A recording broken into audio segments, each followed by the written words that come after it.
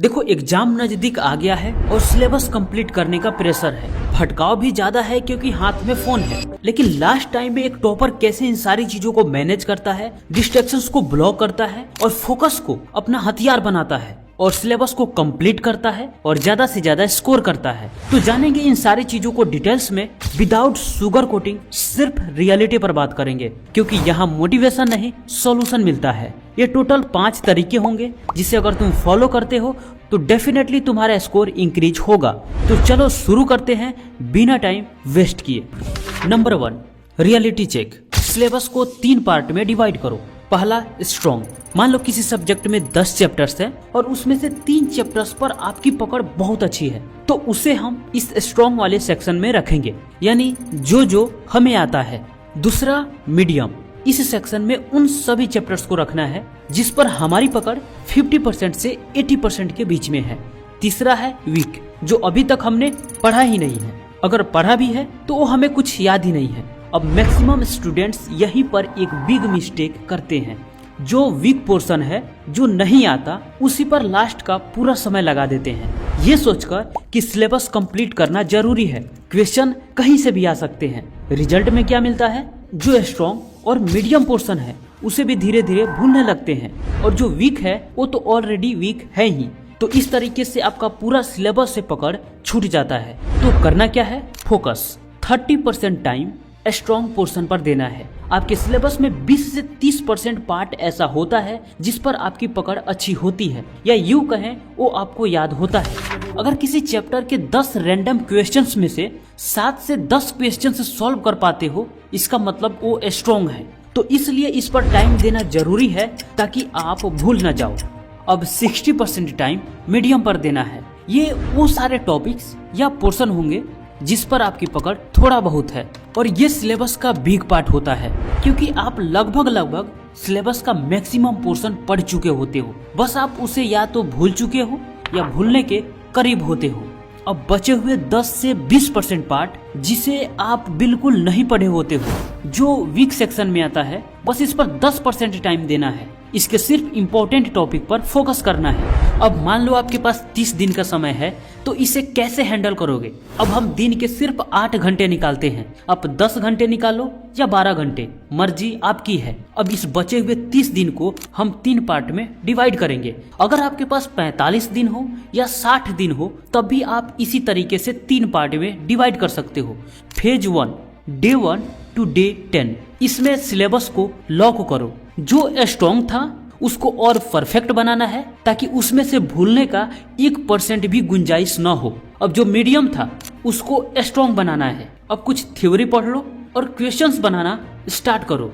देखो एग्जाम में सारा खेल क्वेश्चंस का है। जितने क्वेश्चंस दिए गए हैं उसमें से कितने % आप सॉल्व कर पाते हो, मेन खेल इसी बात का है। तो पहले क्वेश्चंस को सॉल्व करो, उसे याद करो और फिर बिना देखे उसे रिकॉल करो।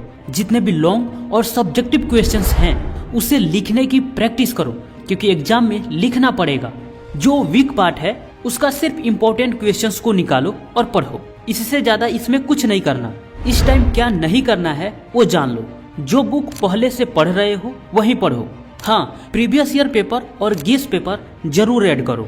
लास्ट टाइम में यूट्यूब पर रैंडम वीडियो देखना बंद करो। अगर डाउट हो तो सर्च करो, वरना कंफ्यूज बहुत ज्यादा हो जाओगे। अब ट्रैकिंग स्टार्ट करो। हर दिन एक छोटा नोट बनाओ। आज क्या रिवाइज किया, कितने क्वेश्चन सॉल्व हुए, कितने ऑब्जेक्टिव क्वेश्चंस याद किया, कितने सही हुए और कितने गलत हुए, और कल का टारगेट जरूर लिखो। इससे मोटिवेशन मिलेगी और प्रोग्रेस भी दिखेगी। Phase 2, day 11 to day 20, practice mode.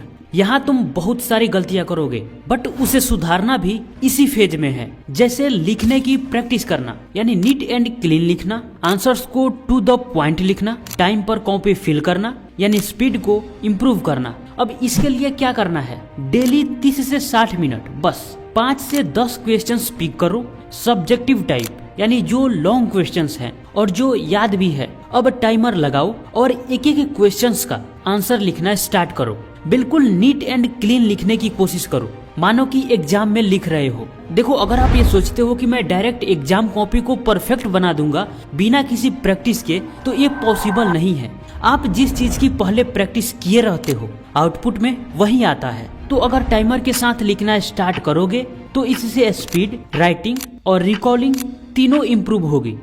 दूसरा, एग्जाम हॉल में प्रेशर को कम करने की प्रैक्टिस करना। एग्जाम हॉल में प्रेशर की वजह से चीजें भूलते हो, लिखावट पर भी असर पड़ता है, ओवरऑल पूरे कॉपी एंड मार्क्स पर इफेक्ट पड़ता है। तो इसको हैंडल करने के लिए घर पर प्रैक्टिस करो। समझो एग्जाम हॉल में बैठे हो, 3 घंटे का टाइम लो और प्रीवियस ईयर पेपर या गेस पेपर सॉल्व करना स्टार्ट करो और पूरे क्वेश्चंस को अटेंड करना है कि मुझसे कितने क्वेश्चंस सॉल्व नहीं हो रहे हैं, मैं कहाँ वीक हूँ, कहाँ स्ट्रॉन्ग हूँ। जिस चीज में वीक हो उसको स्ट्रॉन्ग करने का यही मौका है, क्योंकि एग्जाम से पहले गलत होगा तो उसे सुधार लोगे, एग्जाम में गलत होगा तो नहीं सुधार पाओगे।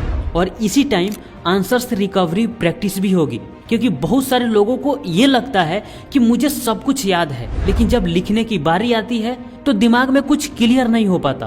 तो इस भ्रम में भी मत पड़ो। अगर आपको लगता है कि मुझे ये सारी चीजें याद है, तो आप एक बार लिखकर ट्राई कर लो, ताकि आपका भ्रम भी खत्म हो जाए। याद है तो अच्छी बात है, अगर नहीं याद है तो सुधार लो। Phase 3 day 21 to day 30 exam mode. इस टाइम कुछ नया पढ़ना नहीं होता। मुझे पता है आपको लगेगा अगर मैं कुछ नया नहीं पढ़ूं तो बहुत सारे क्वेश्चंस छूट सकते हैं।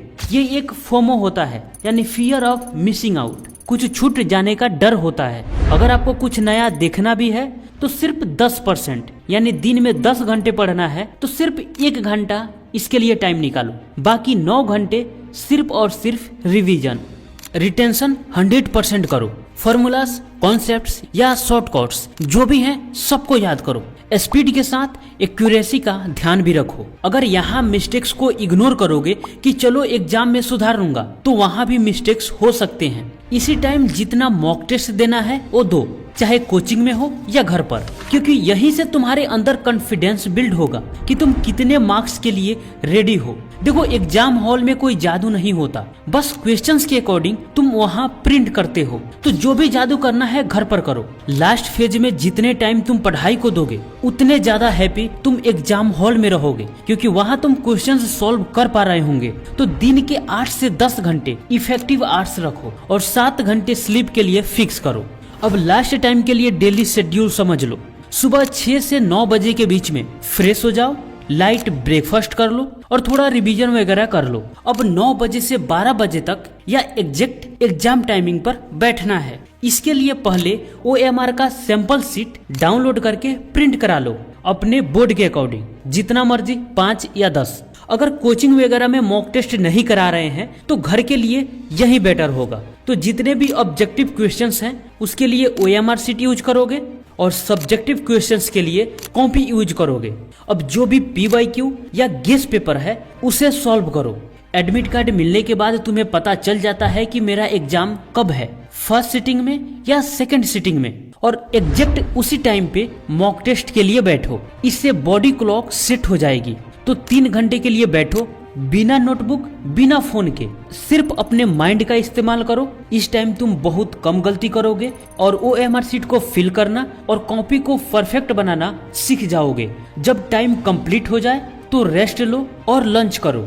फिर नेक्स्ट 1:30 बजे से 2:30 बजे तक डीप एनालिसिस करो, कहाँ पे गलती हो रही है और कहाँ पे और परफेक्ट बनाने की जरूरत है, और अपना मार्क्स भी काउंट करो। हर बार पहले से बेहतर स्कोर करने की कोशिश करो। अब 2:30 बजे के बाद तुम्हारा मेन काम सिर्फ रिवीजन करना रहेगा।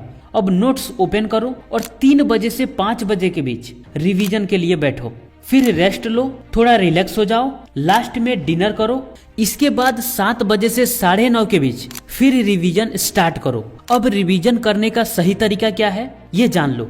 नोट से याद करो, जब लगे कि याद हो गया है फिर या तो कॉपी में लिखो या फिर बिना देखे आंसर्स को बोलो, इससे रिकवरी अच्छी होगी।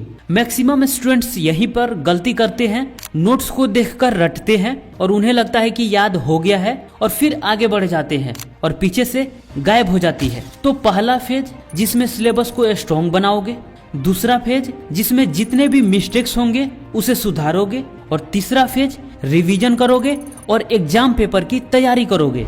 बस लास्ट टाइम में इतना करो और आप एग्जाम में बेहतर परफॉर्म करोगे। तो कैसा लगा वीडियो कमेंट बॉक्स में जरूर बताओ। मिलते हैं नेक्स्ट वीडियो में, तब तक के लिए आपका धन्यवाद।